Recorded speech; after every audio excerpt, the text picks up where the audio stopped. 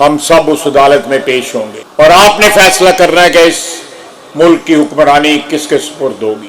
آپ نے فیصلہ کرنا ہے کہ پچھلے 5 سال میں اس ملک کے ساتھ کتنی زیادتی ہوئی۔ آپ نے فیصلہ کرنا ہے کہ نواز شریف کے ساتھ زیادتی ہوئی، اس کی بیٹی، اس کے بھائی، اس کے بھتیجوں کے ساتھ زیادتی ہوئی، اس کے میرے جیسے کارکن جو تھے وہ قید کیے گئے۔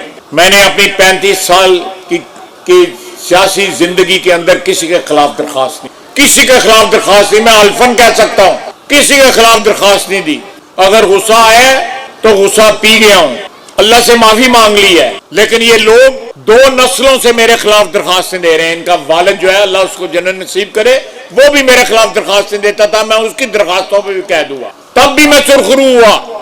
اب بھی ان کی درخواستیں ہیں جن کی وجہ سے میں نے پھر 6 مہینے قید کاٹی۔ وہ اس نے انصاف کیا، وہ واپس آیا، لیکن ہم یہ بھی دیکھ رہے ہیں کہ عمران خان کے ساتھ کوئی ناانصافی نہیں ہوئی، چوری چکاری لمبی ہے اس کی، انہیں نے گلے چو ہاتھ ہی نہیں کٹیا باہر جڑا ہے، اور ہاتھ پیا ادھر گلے چ ہاتھ پہ پڑیا گیا ہے۔ اس کو نیچے والی عدالتیں ملی، ہائی کورٹ بھی مل رہا ہے، اس کے بعد سپریم کورٹ بھی ملے گا، انصاف کے سارے تقاضے پورے ہو رہے ہیں۔ اور پھر اس نے 9 مئی کو ریاست کو للکارا۔ سیاست میں آپ ضرور اپنے حریفوں کو للکارتے ہیں، لیکن آپ ریاست کی اساس کے اوپر حملہ نہیں کرتے۔ جب آپ ریاست کی اساس پہ حملہ کریں تو پھر اس کے کچھ نتائج ہوتے ہیں جو بھگتنے پڑتے ہیں۔ لیکن عدالت جو ہے اس وقت پاکستان کی سب سے بڑی عدالت سجنے والی ہے، اور وہ 8 فروری کو پاکستان کی عوام کی عدالت ہوگی۔